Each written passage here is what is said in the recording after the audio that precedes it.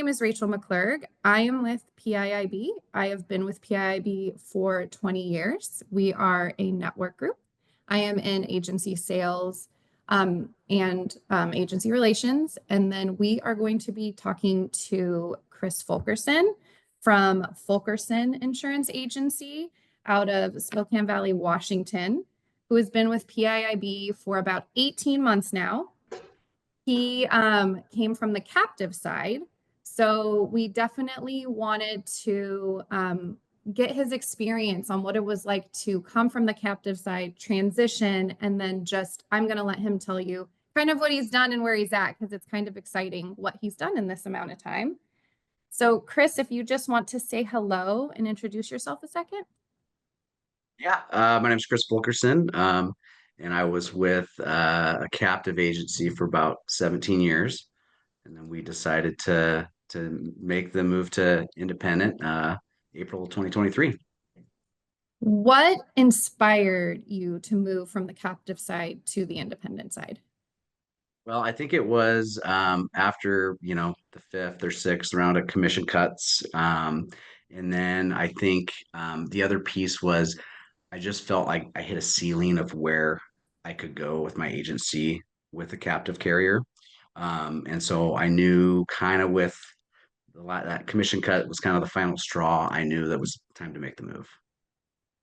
And in the initial days of moving from captive to independent, what were some of the bigger challenges you faced?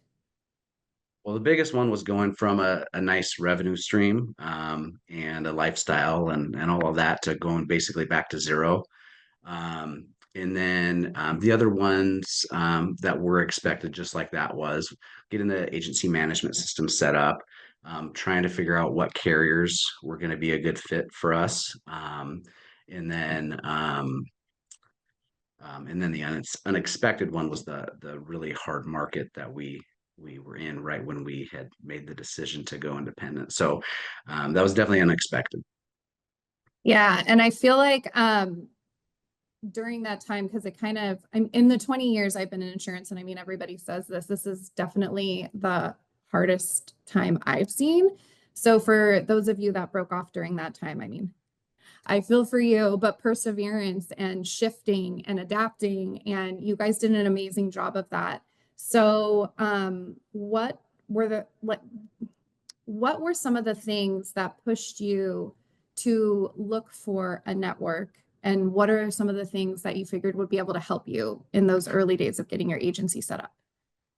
What was that last part of that question? Just some of the things that pushed you toward a network. Like what were you like, okay, I'm struggling getting markets, or I'm struggling doing, like, what pushed you in the avenue? Or if someone referred you, if you heard about networks from other agents, how did you Yeah. get down our path? Mhm. Okay. Yeah. So I had known about networks and I briefly looked to see if it was possible to go like direct without a network. And it was pretty clear that that wasn't going to be an option. And actually, I was referred some longtime buddies from the captive company that we were with at First Mark. They referred us, Dave and Andrew. And so that's what got us down the road to knowing we needed a network.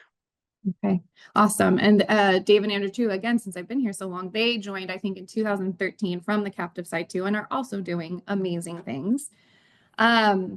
So you had mentioned that when you left, it was this a hard time in the market, hard time to get appointments. When you were on the captive side, what did the mix of your business look like, personal versus commercial? We were pretty balanced. It was about 50-50.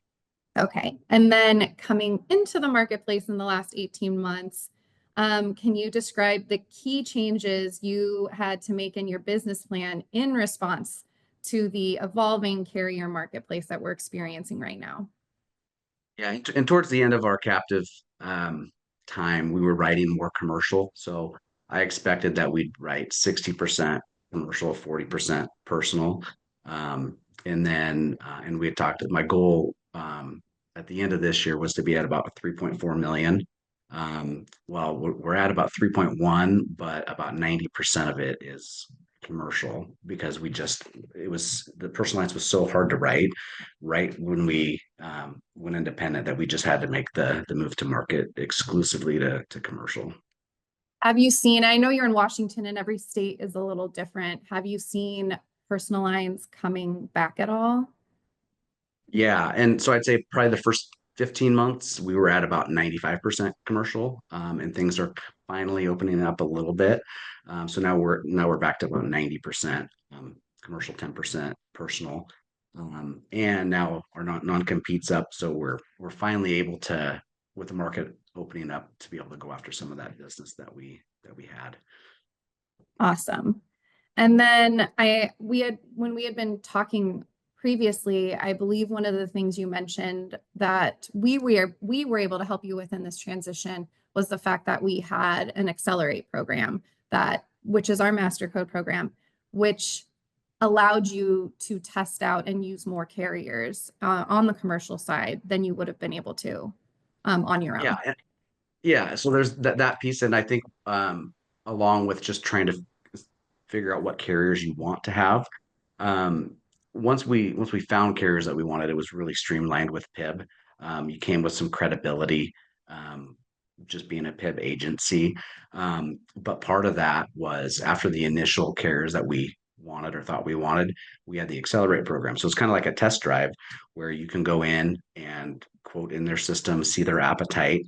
And we had two really good ones that we had really good success with that now we have direct appointments with.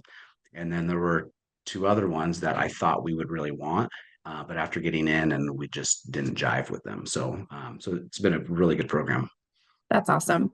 I love to hear that because it does kind of give a platform to try out those carriers. And like you said, you picked up two that maybe weren't in your initial lineup of thinking that you needed them. Okay, so now we're going to go into more your strategic decisions in joining a network group. So when you were looking to join a network, what kind of things were you looking for? What kind of questions were you asking to make sure were finding the right fit? Yeah, so obviously like the cost structure is obvious. Like what is it, a split? Is it a monthly fee? And I really liked that with PIB, where it's just a monthly fee and we get 100% commissions. But I think the most important thing for me or the two most important things were the carrier access, like what carriers did you guys have and how do you access them? I didn't really want somebody else's name on deck pages. I wanted it to be my agency. So the direct access is great with PIB. And then the exit cost is probably the biggest thing, or the exit, how it's all set up. So Mhm. it seems like most of them, when I did my research, they got first right of refusal to buy your book. Mm. And so I didn't want to be limited. And I think PIB was kind of since you guys are selective, it was harder to get in, but easier to leave if you wanted to leave. Okay. And then how, kind of bringing your team into this change too, how did your team from the captive side coming to the independent side, what were some of the things that helped them, kind of move into the realm with all the carriers to quote, a network to work with? Was there anything that you did there to kind of keep everyone on the same page, knowing what's going on? Not really. I mean, it was all just so new, like the whole independent side that we just that was part of one of the initial challenges was just to kind of figure out appetites and everybody's systems and things like that. Mhm. So we just kind of had to figure it out over the last, or the initial first few months. And speaking of a team too, just because I think it's always nice to hear this from people who are going from, say a captive side to independent. Where did you start out? Have you kind of grown and hired new people since? What are your hopes for what your team will look like down the road? Good question. So I had Carissa and Lena. They're awesome. So they were the initial ones that came over with me. And once we went over, we're like, okay, it's go time. We're starting over again. And then we had to deal with the hard market. But then once we got some momentum on the commercial side, that really started to build. And then we are actually able to bring on a producer here recently, who's going through one of our carriers. They've got an education program, it's a Mm. producer development program, and so that's been really good. And that's one other thing I think with the whole relationship with PIB and how everything's set up is like those carrier relationships are like they're mine, right? So you guys are there to kind of back us up, but we have those relationships with the carriers, which is also I think really important rather than just being, you know, logging into your code and writing business. Right. And I'm so happy you're taking advantage of stuff like that because like the producer schools, the trainings, there is so much out there that many of our carriers offer that I feel like people either don't know or they don't take the time to do it when really it can help boost your agency overall. Yep. Okay, let's see what else. So kind of looking at the future outlook of the agency, looking ahead, what are your goals for the next 5 to 10 years, um, both for your agency and within, the broader insurance industry? Well, I think for our agency, we're like we were just looking to get back to kind of where we were revenue wise, and we've done that, actually more than done that. But I think we're looking in the next couple years. Obviously, we want to the next step's probably 5 million. We want to hit that. And then I just think the sky's the limit as far as when you think 5 to 10 years, that's a lot, that's a long time. And I know there's going to be a lot of challenges like that will hit maybe a plateau. But one other thing about with the goals with the industry, I think there's a really big opportunity for agencies, small agencies, with all the consolidation and all the big national agencies get buying up the smaller ones, to really help out clients. I think clients, especially our ideal client, they like that small agency feel versus a big national brokerage. And so I think that's one of the challenges going forward is how do we keep that small feel while we're continue to grow. Yes, I completely agree with you. And I have heard also that sometimes things will get lost in the mix, when there's a merger and acquisition and things start to feel very corporate and big rather than knowing all your clientele and remaining smaller.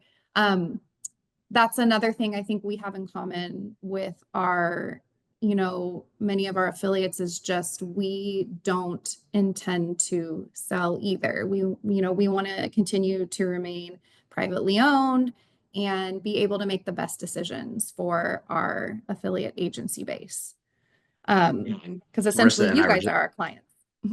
Yeah, exactly. Carissa and I were just talking about that, how it's kind of a good analogy between you guys and us and our clients, and how we like that small feel of PIB, that it's not a big giant national um, network. And not that we don't have hopes to grow, we do. We're just going to do it slowly, strategically, Yep. and do it the right way. The white way. Oof, the right way. Quality over quantity. Okay, and let's see. I think we got that next one. Okay, here's one that I think a lot of agencies, especially breaking off from the captive side, are probably feel extremely overwhelmed with when they get to the independent side. How do you see the role of technology evolving in your agency? What are you kind of currently using? And what steps are you taking to integrate new tools and platforms? Yeah, I mean, I think the initial thing, getting it set up in the first, when you first go independent is important. So we use Hawksoft and we use Agency Zoom for our CRM. But I think going forward, I I think technology is just kind of a tool to kind of help you do the old school basics, which is relationship. That's all solving customers' problems. And so we're just old school, and that's what we do. So I think a lot of the chatbot stuff and all the AI thing, I think that might be a little overrated when really it goes back to the relationship. Mhm. Agreed. We are in a very heavy relationship industry, and there are a lot of avenues out there, though, as you start to grow, that can help if needed. Let's see. Okay, I think we're down to kind of our last section, and then we can kind of go to questions, but just kind of advice for others. So, what advice would you give to other agency owners who are considering remodeling their business plans to adapt to marketplace changes, kind of like how you had to do that. Well, one, coming from one market to many markets, and then adapting from, personal and commercial to mostly commercial. Yeah, I mean, I think the biggest thing would be to, if an agency is really heavy personal lines, to start developing those commercial lines skills to be able to write that business. If we hadn't had the ability to do that, it would have been very difficult to survive when we went independent. So I think just having that in case there's another, I think we're coming out of the market, the hard market, but there's probably going to be another hard market. And I think being able to already have that kind of backup plan to be able to adapt to is really important. Yes, always having a plan B if you have to shift. Yep. And how important do you believe networking in the industry is, and what role has it played in your agency success? Like, I know we ran into you at the Go Big conference in Washington a couple weeks ago, where we got to, meet and network with a lot of people, and we made a lot of really great relationships up there too. But, in doing things like that, or just other things you attend, how do you find that helpful in your agency? And I don't think we do enough of that, but because we're so focused on what we do, but I think it is important. We had a regional carrier that we were trying to get, and they weren't really appointing agencies, but I was talking to another agent about it, and they said, "Hey, I'm on the board of that company," so he put in a good word for us, and we ended up getting the appointment. So I Oh, think things amazing. like that helps. And then, there's helping other agents. There's so much business to go around. It's not like helping somebody's going to take something from your pocket. Yes. And I would say that at PIIB, we definitely encourage our affiliates to collaborate when they can, because the sharing of ideas is extremely helpful, especially when people are kind of just getting started up or making a transition. Um, is there anything else that you kind of want to add about your agency journey that maybe we didn't cover, or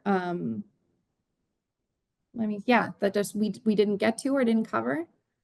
No, I don't think so. I just think that it's gone really well, and with PIIB, it's been nice because you guys are always there when we need you, but we do our own thing, and so we're on our own. But then we have you guys, so it's just a really good fit. I've really been happy with you guys. Yay, thank you. We've been happy to have you as part of the PIB family. And that is how I would kind of call it, is when an affiliate joins, that it does become, part of the family. And it's always really fun, like getting to see you guys and having dinner, when we go up and travel to Washington, or having you guys at our events, down in Monterey or Huntington. So, we thank you very much for your partnership, and hopefully long-term partnership, because that's what we're looking for too. And then I think we can just open it up for questions. So if anyone has questions, they can put it in the chat. If you have questions for Chris, just about coming from the captive side and what he did to kind of, get to where he is now, which is amazing. Ooh, there's, okay. Oh, here we go. Can you read that too, or should I read it out I loud? There's a question I in here. can't see it. Okay, I'll do it. I'll read it. Ready? From Casey, being a captive agent, you only need to quote single carrier and put company interest first.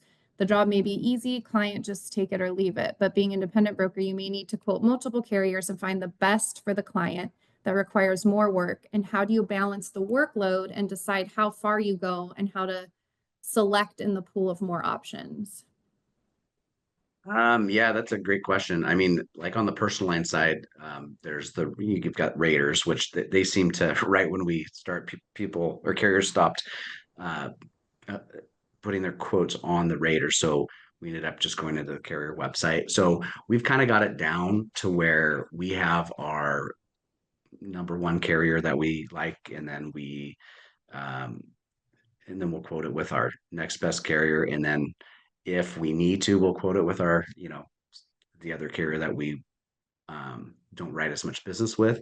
So I think it's been helpful to kind of think like, okay, we don't want 8 different personal lines carriers. We just want a couple really solid ones to where Mhm. you know their system and it's easy to quote, and that you're not wasting all this time quoting it with 8 different carriers. And And then on the that's, commercials, yeah. Oh, no, oh, go go ahead. ahead. No, go do commercial and then I'll hop in. So then on the commercial side, there are we've tried a couple different raters out, but I think that is just really knowing the market, and if you're getting the same risk over and over, I'm going to go to carrier A and carrier B, maybe carrier C, and just knowing who's going to be better, just so you're doing 8 quotes when really you only need to do or three. So Yes, absolutely. And that's where I think PIIB in the initial stages could come in and help as well with carrier selection and just being like, okay, well, want these 10 carriers, that's, $1 million in 2 years. How do we feel about that? So we can kind of help guide with, okay, let's pick a handful. Let's use Accelerate, that type of thing as well. Okay, next question. Any premium requirements by carrier or lines of business quarterly or annually? That is, yeah, yes, there is. And that's kind of what I was just saying. So we have the two programs to get your own code. Typically commitments are around 100,000 in written premium in 2 years. If you use the Accelerate Master Code program, there are no commitments.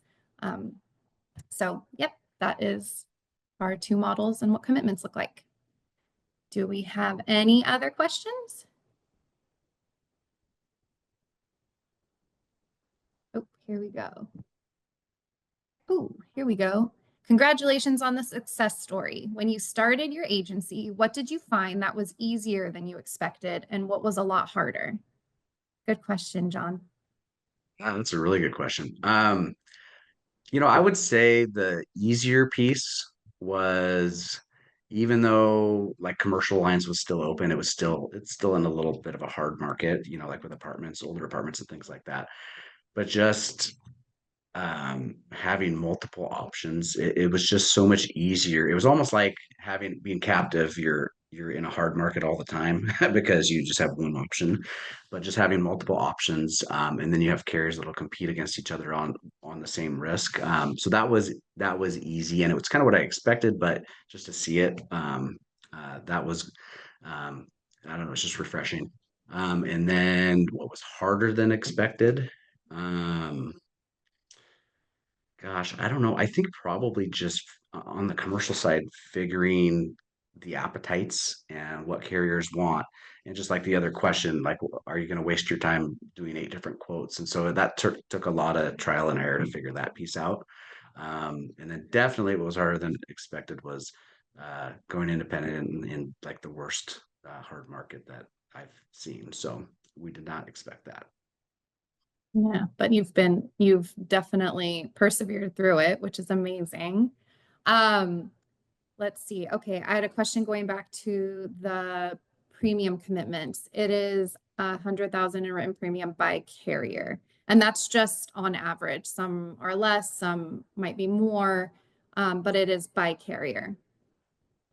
And to go along with that, what we did was we were very selective, and especially on the commercial side, on the at the very beginning, to make sure that if we got a direct appointment, that we were hitting theirs like right away, and then we bring the next one on. So a couple of those accelerate ones, we didn't ask for a direct appointment till we knew we kind of satisfied the other carriers, just to make sure we were making our commitments.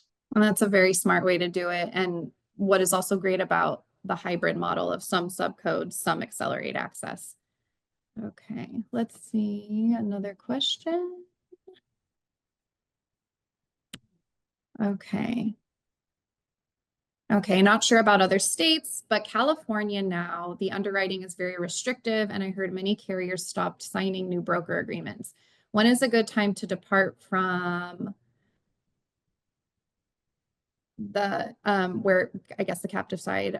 What's the biggest challenges when you left captive and how did you cope with it? So I'll address the first one. The underwriting is really restrictive. Many carriers stopped writing. Okay.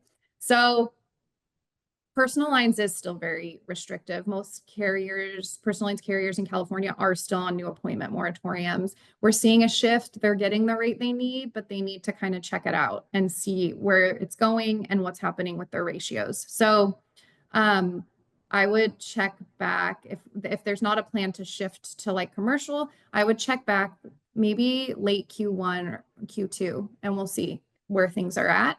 And then this one for you, Chris, what's the biggest challenges when you left captive and how did you cope with it?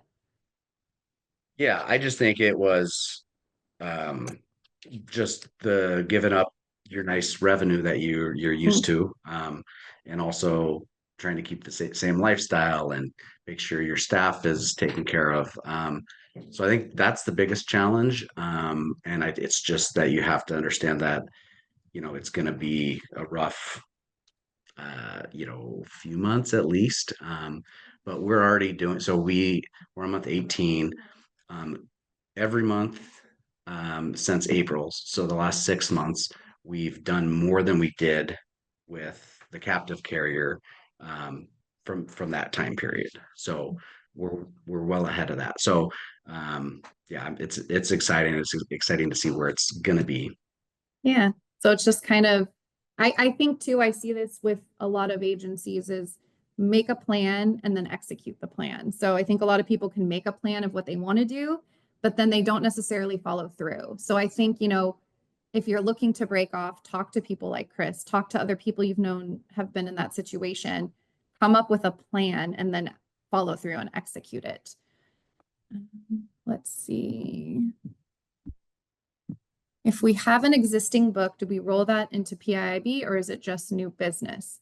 If it's an existing book with one of our carriers and you already have your own code, it just would roll. We do code transfer, it goes under us, goes under our umbrella, essentially. So that's pretty easy to do. It's not necessarily new business, no. And then wait, I don't know, someone said something, but is there any more questions? Or actually, I just noticed too, it's almost 11 o'clock. So if there's any more questions, we can take like one or two more, or I am happy. Feel free to reach out to me anytime. We can send out a blast with my contact information to have further conversations. And I'm happy to chat, even if you're not at a point where you're ready to join PIIB. I'm just happy to chat about what's going on in the marketplace and what it's looking like and what we maybe can help with in the interim. And then I'm sure if there's anyone that's looking to break off quickly, Chris would be happy to answer more questions too about what's going on and how he did it so successfully. Okay, let's see. And also, I wanted to say, I do know some of our affiliates logged on for this. So I wanted to say hello to you guys and thank you for supporting us. And I think that's it though. So again, feel free to reach out and thank you, Chris, for taking the time to do this and congratulations on getting through that hard part initially and, overcoming it and succeeding and just kind of rocking it now. All righty then. I think that's it. Thank you, everybody. Bye. Bye.